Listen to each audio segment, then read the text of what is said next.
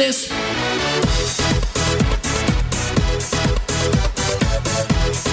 Hello, everyone. Welcome to another episode of Reading Time with Jarvis. I am, of course, Jarvis, not to be confused with the computer in the Iron Man Marvel series, but I am Matthew Jarvis. Over the last 15 years, I've read some 300 business books, an ever-growing list, which occupy the bookshelf in my office. Big credibility booster. Today, I want to talk to you about the book Drive, The Surprising Truth About What Motivates Us by the author Daniel Pink. Now, Daniel Pink has written a lot of very interesting books, all of which I highly recommend, not necessarily in their entirety, but kind of abstracts of them. To Sell is Human is another great one. But today we're going to look at the book Drive. Now, Daniel Pink goes through and attacks the theory or kind of the common understanding or whatever you want to call this, that money is what motivates us and that money is really the only thing that motivates us, especially in business, right? That if we want better employees, if we want better outcomes, we just have to offer more money. And the author, Daniel Pink, he says that's true in some very, very, very narrow circumstances and at very low dollar amounts, but money quickly loses its motivating power. Now, I initially took great offense at this because I feel like money is a great motivator for me. But he says, nope, actually, to really get people to deliver their best results on your team or in your life or in your relationships, there are three things you need to focus on. I'm going to use these as our three takeaways. And again, I recommend you think about these as it relates to yourself, to your team, and then to your personal life, right? How do you implement these? So takeaway number one, motivator number one, mastery. People, all of us humans, we get a lot of motivation, a lot of satisfaction from being really good at what we do. But we all have room for improvement, and we all have head trash that tells us that we're not actually that good. How does this work for your employees? Well, for my team members, whenever they do something good, I want to acknowledge how good they are at that thing, right? Because they have head trash too. They have imposter syndrome too. So when things go well, I really want to go out of my way to say, wow, Colleen, Nathaniel, Lynn, this worked really well. I really appreciate you on the team. Your expertise, your mastery, and I'll use that term, that your mastery of this subject is very beneficial to the team. We couldn't do it without you. I also on that want to help them improve their mastery, right? This is self-serving for me, but it works for them. So if I say, hey, if there's ever any training that you see that you want to attend it. All expenses paid on me. If you want to go to the Ritz-Carlton training so you can be a better client service manager, perfect. If you want to go to the Salesforce conference because it will make you a better Salesforce admin, perfect. In fact, I really try to go out of my way because sometimes employees, team members will have guilt about spending money on development, spending your money on development. I will look for things that I think they could attend and say, hey, this looks really interesting. Please consider attending this or something similar. Again, all expenses paid on me. So mastery is motivator number one.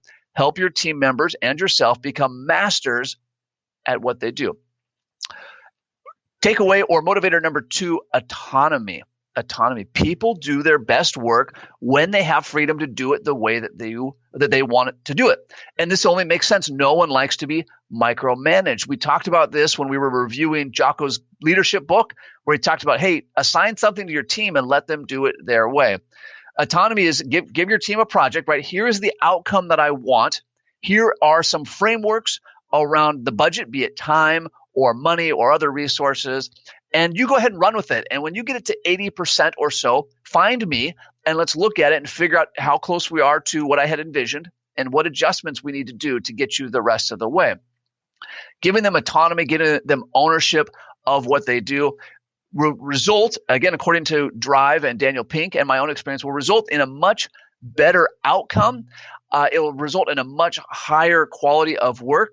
But most importantly for me, and again, I have a short attention span, most importantly for me, it lets me step away from management. I don't particularly enjoy managing people. I certainly don't enjoy micromanaging.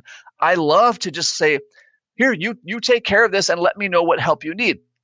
Now, as much as I don't like managing people, I do like very specific outcomes to projects. And so it is a balancing act, right? I want things done a certain way, but I need to give my team the autonomy to do it their way, that unless it's mission critical, that if they say, I want to do it this shade of blue versus that shade of blue, perfect. That's great. Unless I think it's really critical, then we'll make an adjustment. Otherwise, I want to give them the autonomy to do it their way because they'll do a better job in the end. Takeaway number 3, or motivator number 3, is purpose. Daniel Pink talks that people need to know that what they're contributing to the system, even if they're just a cog in the wheel, that what they're contributing has a real purpose, right? And there's this story, I don't think it's in the book, I just remember hearing it, that there was a janitor at NASA back when the space race trying to get to the moon, and he was so full of energy and he was so excited to mop the floors at NASA, and they said, "Why are you so excited to do this?" And he says, "I'm helping to put a person on the moon." Right? So me mopping the floors as a janitor, that's allowing this whole operation to work. And you might dismiss that as saying, well, that's kind of, pie in the sky thinking, or whatever the case may be, but it gave him purpose. And the same is true for everyone on your team, everyone in your life. Their contribution, no matter how small, is critical for this to proceed. And things as small as, how are the phones being answered? Are the phones being answered with enthusiasm, with excitement, or are they just like, I got to answer the phones because I got to answer the phones? I want to make sure my team, and I remind them regularly, that every person on our team is equally essential. Yes, my name is on the wall. Yes, there are some decisions that I have to make as owner that no one else is able to make.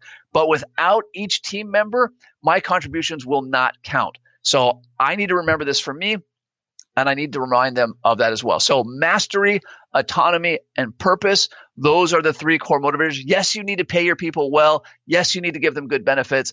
But without autonomy, mastery, and purpose, you will not get the best results possible. So in the immortal words of Nacho Libre, go away, read some books. Hold on before we go, something that you need to know. This isn't tax, legal, or investment advice. That isn't our intent. Information designed to change lives. Financial planning can make you thrive. Start today, don't think twice. Be a better husband, father, mother, and wife. The perfect RIA